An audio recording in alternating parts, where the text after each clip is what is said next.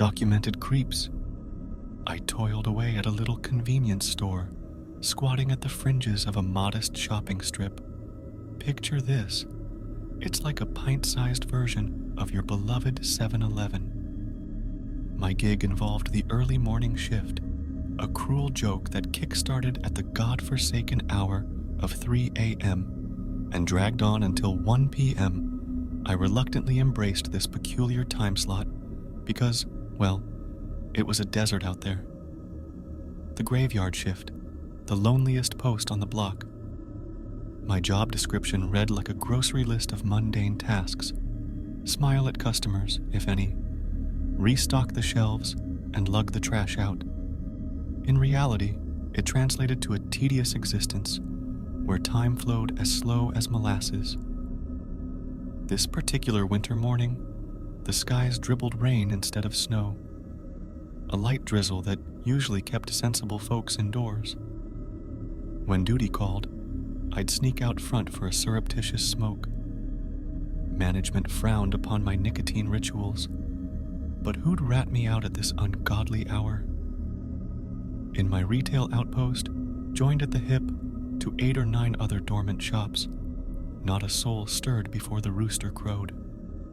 So, when a car slipped into our parking lot, I naturally assumed it aimed for my little emporium. I crushed my cigarette butt and tossed it into the can, then pivoted inside and braced myself. Soon, my mind would again be the lair of boredom. But minutes slid into hours, and the would-be customer stayed a no-show. Perplexed, I peeked outside. There sat the car, parked nearby, but shrouded in darkness, its occupants hidden, or so it seemed. The rain persisted, the neighboring stores slumbered, and my bewilderment grew. I finally gave up, dismissing it as another curious episode in the saga of odd sounds these old buildings concocted. I wheeled the trash cart to the rear of the store, unlocking the door to the dumpster. The rain, with a cruel sense of timing, cascaded more furiously. As I pushed the cart, my path a sodden mess, a sense of foreboding tugged at my spine. But life nudged me forward. I tossed the garbage bags, pivoted, and promptly froze. The store next door, the one that never greeted the dawn, now had its door propped wide open. Logic faltered. The clock disagreed. 6 a.m. was their standard emergence time. I retreated from the deluge, seeking shelter, my thoughts knotted in confusion. Ultimately, curiosity swayed me. I ventured back, through the rain's curtain, to the exposed doorway. Inside, all remained dark, but a narrow, dimly lit anteroom lay ahead, offering a passage to the main store. I slipped inside, not wanting to seem like an intruder, but more like a concerned neighbor. Inside, noises echoed, drawers opened, steps shuffled, a jumble of commotion. Concern edged into my voice as I called out, "Is everything all right in there?" Silence. My pulse quickened. This wasn't right. I hurried back into the rain and sprinted to my store, instincts prickling. It was then that I noticed the oddity, a void where the door handle should be, an empty socket. The door wedge, an innocent-looking wedge, was in fact the remnants of a shattered handle. I dashed back inside, securing all doors, and dialed 911, simultaneously alerting my store manager.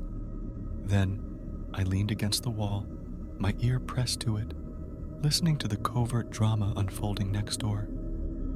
Whoever was inside had to know I'd called the cops. Their hurried movements testified to this newfound urgency. A cacophony of running feet, objects crashing to the floor, an improvised symphony of chaos. Then, like a beacon of hope, flashing lights pierced the night, sirens howling their arrival. The footsteps scurried to the back, and a tumultuous exchange erupted. I glanced at the back door and ventured out to meet the officers. With gratitude, I hailed their swift response, offering my account of the bizarre event. The perpetrator, apprehended in the act, had a pillowcase bursting with pilfered loot worth a small fortune, almost 6 grand's worth. An unloaded firearm and an assortment of lock-picking tools confirmed his sinister intent. What remained unclear was whether he knew I was on the premises, my store ablaze with lights. Scratches on our door handle hinted at a previous, failed attempt at intrusion. In that still, murky morning, I'd stumbled upon a heist in progress. A narrative spun from the mundane threads of my routine, a Stephen King-esque twist that left me grateful for my chronic restlessness and the prickle of curiosity that saved the day. Thanks for joining us on this spine-tingling journey at Documented Creeps. If you crave more eerie tales, real-life encounters, and mysteries that defy explanation, make sure to hit that like button and subscribe.